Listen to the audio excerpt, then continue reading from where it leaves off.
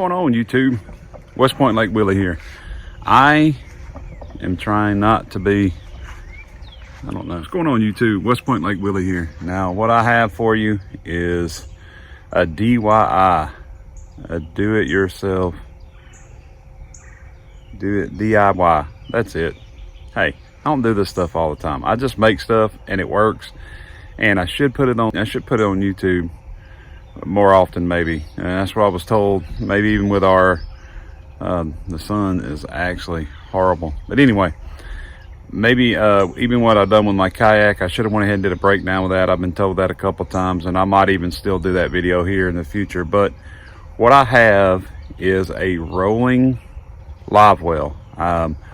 I don't have a big boat, and the boat that we go out on does not. It was a pontoon. It doesn't have a live well, and this has become amazing to be able to keep bait alive. I guess you could put fish in it to keep it alive too, possibly, but as far as like fishing with this and keeping your bait alive and everything, it has become an amazing thing. So I'm gonna flip the camera around and kind of break this down to you and show you the few things that I've got. Now, most of these things that I have here, minus the aerator, which I picked up for Academy for, I think, maybe under 20 bucks.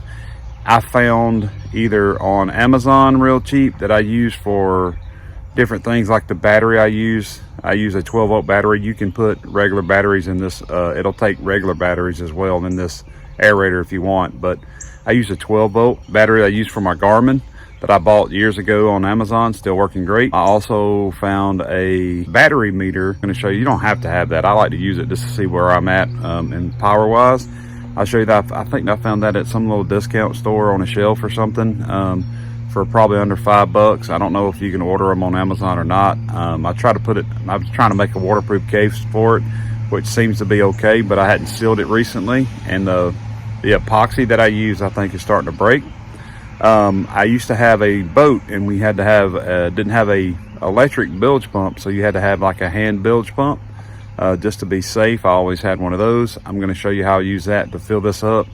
You can just use a bucket if you want to, but I was trying to make this as portable as possible. I have a little line box that I use to carry everything, but if you'll hold on, I'll show you what I have and I'll break it all down for you. All right, let me give you the breakdown of what we have here. This here is the pump. This is what I picked up from Academy. It's one of the cheapest ones they had. It's not, I mean, it's actually works great though. As you can see, it uses, I think, C batteries, or is that, actually that's for AAA batteries, I guess. I hadn't used that before, but I don't know how long that'll last. However, this is the cord that come in the box, and I added these ends so I could put it on the battery that I had here. And I think I purchased this at some point on Amazon. It might have been 50 bucks. This is this comes with the hose and the little small aerator tube. Let me see if I have that right here. Yep. And that. So I bought this and that and these items from Academy, and they were, I want to say, under $20. And then over here in the actual cooler that I use to actually start the live well, this aerator here, I bought it from Academy as well, so it actually has adds a little more to it. This is just to scoop out bait or water if you need to. To finish up the breakdown, this is a battery tester. This is what it actually looks sort of like. And like I said, I've tried to waterproof this case so that way I can just have it in something that made it waterproof. But it is a battery voltmeter, and I'll show you how that works in just a second. This is the handheld bilge pump. Water comes in here, goes out on this side. As you can see, it says out and in. I had this for another boat just laying around. This is the line box that I have to hold the battery to this, and I put self-starting screws in the side. And this is the hose that comes with this is a little too short for this distance that I have. And this right here is actually just some line that I had for a ice maker that fits on these pretty doggone good. I mean, they're a little harder line and it's a little tougher, but you'll see here in just a second when I show you that it works. All right, so let me kind of show you how my setup goes here. Give me just 1 second and I'll get everything lined up and show you what I do. This is how the battery tester works. I want to put clips on this, but I don't have any yet. I used to have some of those laying around. But basically, black to the negative, red to the positive. It's not going to hurt you. You can go ahead and push it down with your fingers. And I'm going to do it this way so you can see it. Possibly, it says, let me see if I can get out of the shadow, 75%. See there? And that just lets me know how much power I got left on my battery. I've used this all night long, and I only dropped like 10%, if that. And then I just use a Harbor Freight charger to charge that back up, regular battery charger to charge that back up. All right. Now, let me show you how I set this up in this. So this is how I set this up. I take my battery,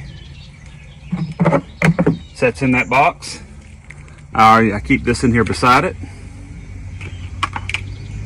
And then this right here goes in. It has enough space to put it all into the side. And I'm hoping you can see that. And then one of these line holes I popped out. These pop in and out. And it's perfectly to pull this out of here, okay? So I've dropped this over to the side. We'll go ahead and plug this in, red to red, blue to black, and that's how I designed it. I put those ends on there, and see, once that's done, I take my box so I can check my battery, and all of this sits down in this box perfectly. That's the reason I use this box. You can use a small tackle box or something that's pretty small that you can just put screws in it. They'll not go all the way through. Make sure that your screws are short enough that it can go through what you're putting it through, but it will not go through the housing of the cooler, okay? Then, what I do is I take my pump. It has the plug in there, has the clip. Take the hose, slides right on there. It's not super tight, but it does pretty good. And then I take it and I really just clip it to the side of the box and close my box. I don't know exactly where I left off with the video. I had somebody come up and talk to me, so I'm not real sure where we were at, but either way, this is a cooler. It has a rolling arm on it. It has wheels on the back, and I can show you that here in just a second. But for the most part, all of this holds here in the side panel. It rolls. I've walked with this for almost I walked it for, I don't know, a mile plus down a pathway, and then it was, you know, more or less light enough to tote. It has handles on the side. You can still access the handles even with that. That's the reason I dropped this down as low as I did. So you can actually grab the handles and pick it up and tote it from the handles if you wanted to. But it does have wheels, and it rolls pretty good. And this is just an old cooler that I had. I used this one. I wish this one would have had wheels, but I replaced it with this better cooler. And I'm going to open this. This has ice and water in it from where we had a birthday party, and I'm going to pump that into here and kind of show you what the aerator works. I'm going to show you how to use this bilge pump to put water in and out of here if you would like. I've got a plug in the back side of that one. You can see it right there. I've got a plug in the back, and you can pull the plug and let the water out, and it's pretty easy. It doesn't let it all out, so you would probably still want to kind of dump it. But I also want to show you this right here. If you got a bucket, it's probably a little quicker. As you can see, I still have ice and soda in here, but I'm going to show you. This is the out. You want to put the out into your live well, and then you can take the in and drop it over the boat, or you can drop it into the water next to you by the lake, and you literally just pump. And this one's actually a pretty good pump. It really pumps quick. And I'm going to pause the video until I get some water in it for you, and then that way you can kind of see how the pump works.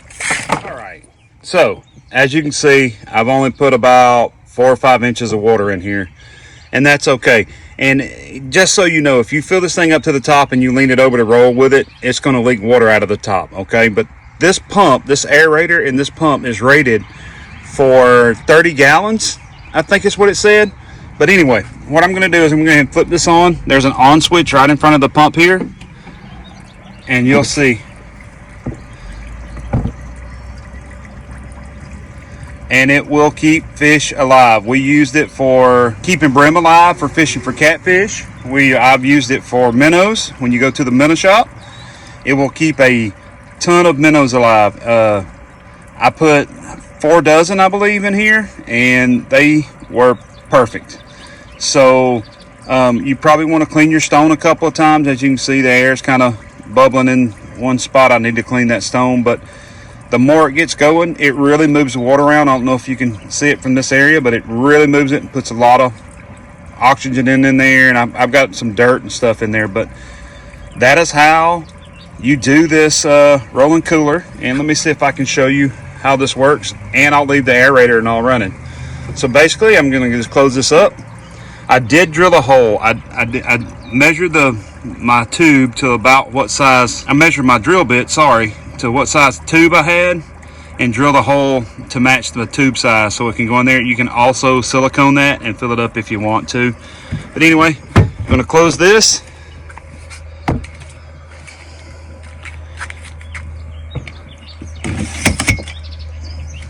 And by the way, if you have one that sticks, a little bit of WD-40 or some spray of lubricant inside the button here, inside the inside, because this is where all the mechanical is. And then if you want to spray the arm a little bit, that actually gives you lets it up and down. You see, it was actually sticking, and I've done that before I come over here. But you basically, just like a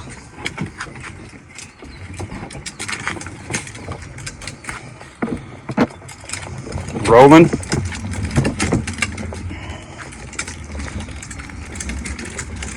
there we go. Easy. Drags behind you, rolls pretty good here. Let's see.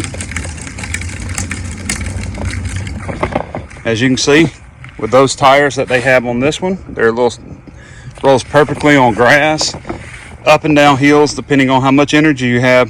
You've got it. And collapse it to open it.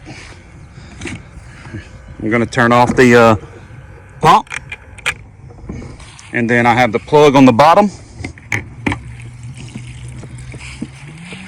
and I'll let the water out. And there you go. Once you have it all, I'll break it all the way down and unhook everything, bring the parts, the battery, the pump.